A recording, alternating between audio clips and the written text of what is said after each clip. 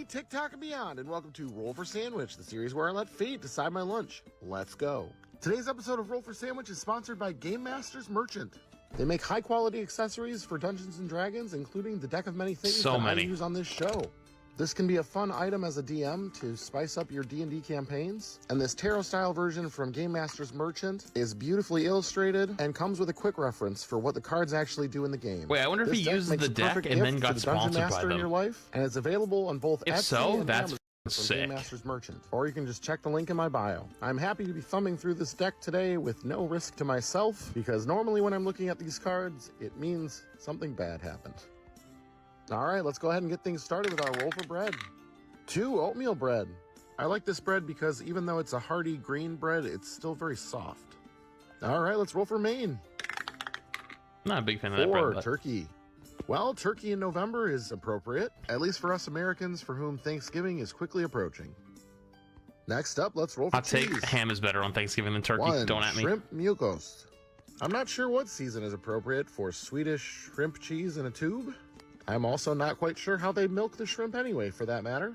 But regardless, that's what we How they what? have today. This is not my favorite of the mucos that I've tried so far, but it's not too bad. We'll see if I end up having a sandwich where I That's milked shrimp cheese? How would you even...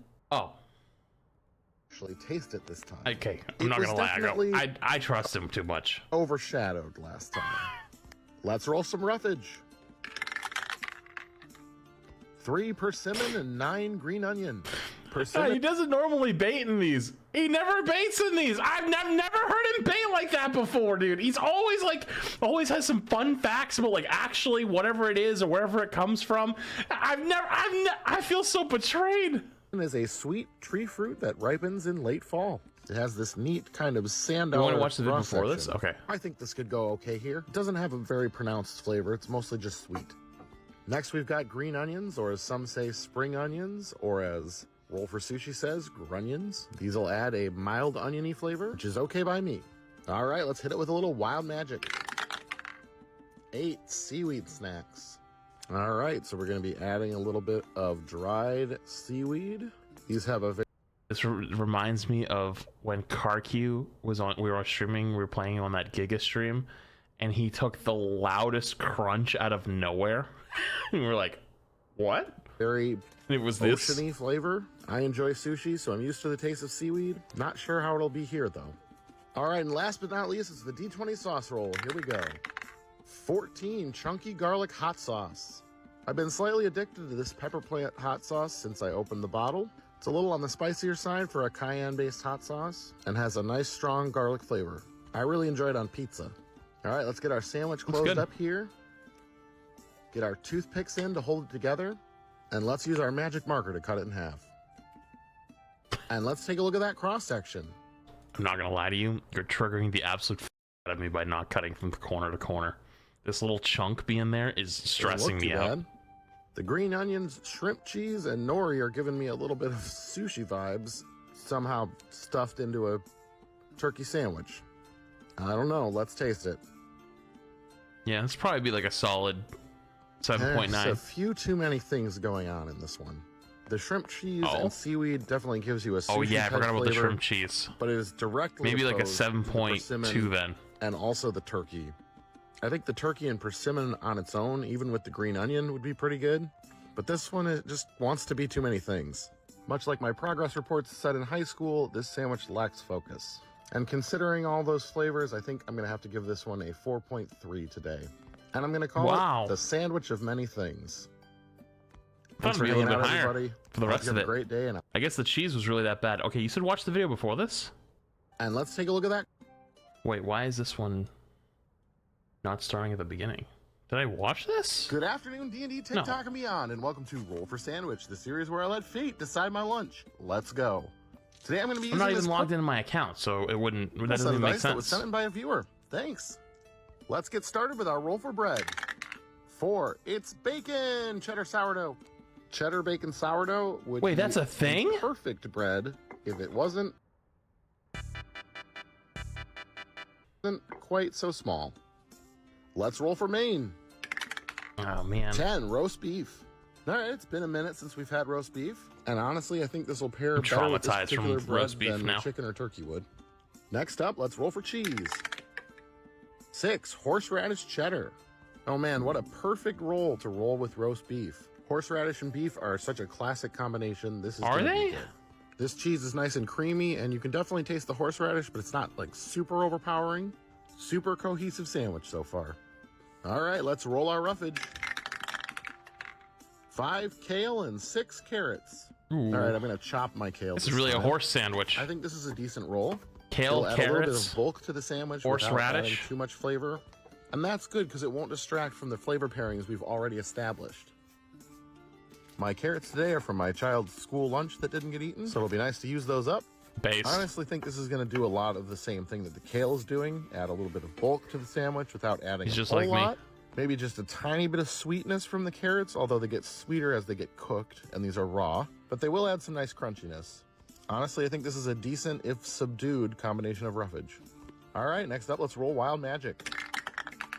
15. Well, we finally rolled something we've already rolled this season, and in that case, we defer to our original list. And 15 is Pumpkin Spice.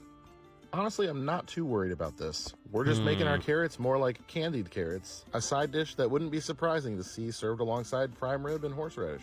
All right, and last but not least, it's the D20 sauce roll. Here we go.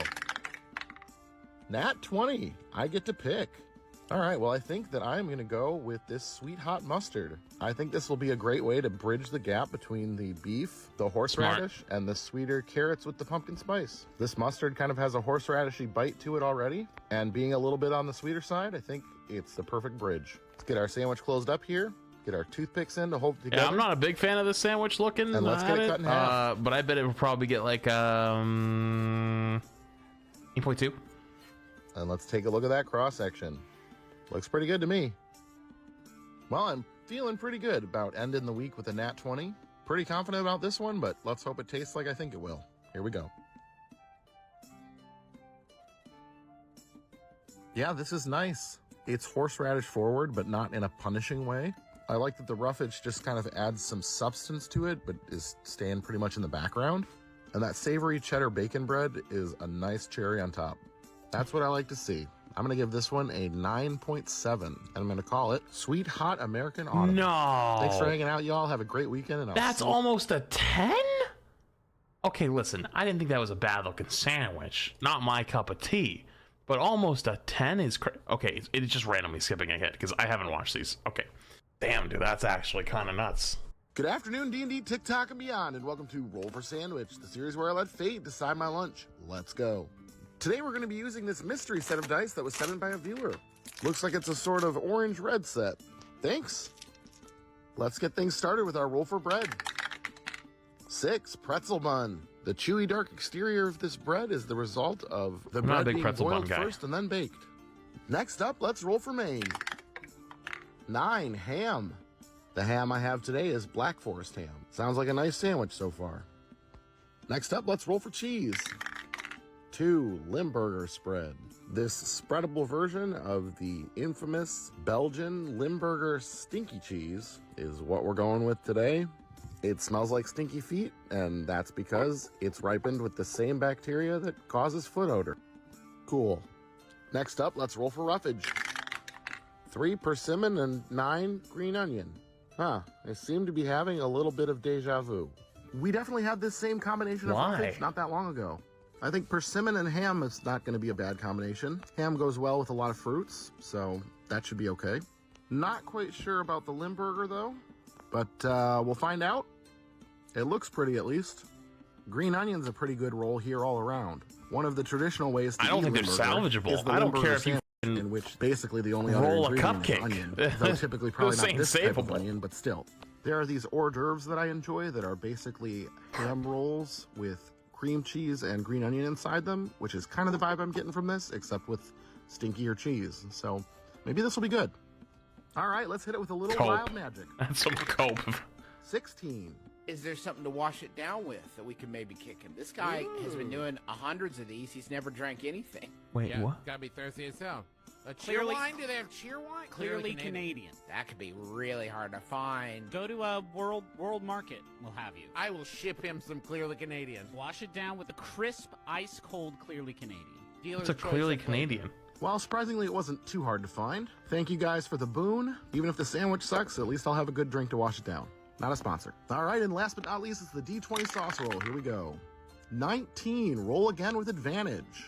In D&D, advantage is when you roll 2 D20 and take the best result. So we're gonna roll again with 2 and take the better result. I knew about that because I played BG3. 6, pistachiosa, and 11, wasabi mustard. Well, I guess in this situation, wasabi mustard is our better choice. This stuff is tasty sparkling and not water? as intense as just plain wasabi. I'm not sure. Wait, they hyped it up like it was some kind of awesome drink. It's bubbly ass water. Yo, hey, listen, man. Hey, no judge, okay? I don't judge nobody. But if you drink bubble water because you can't drink regular water, I hate to tell you, dude, you're cooked. Okay? You're cooked. You know, if it's something you just enjoy, sure, but like you can't drink regular water because you only can drink the bubbly water, you're cooked. I'm sorry. I didn't know that was a thing till semi recently where people was like, oh, I can't drink normal water. Learn. Learn to drink normal water too. I'm not a huge sparkling water guy. Hey, if you enjoy it, that's fine. If you're one of the people that literally you can't drink normal water, you only drink sparkling or bubbly water, Sure about how it's Sorry. going to combine with the You gotta figure it out. though. This wouldn't have been my first choice, but I'll take it over the pistachio spread. All right, let's go ahead and get our sandwich closed up here. Get our toothpicks in to hold it together, and let's get it cut in half. sorry. It's just And let's take a look at that cross section. I mean, it looks good. While this one is a bit puzzling, I'm wondering if the Limburger is going to completely tank it or if the rest of it will balance it out. We'll find out. Here we go. Oh, I had my initial thoughts, but I have to make sure we have the complete experience, and that is to wash it down with a little bit of Clearly Canadian.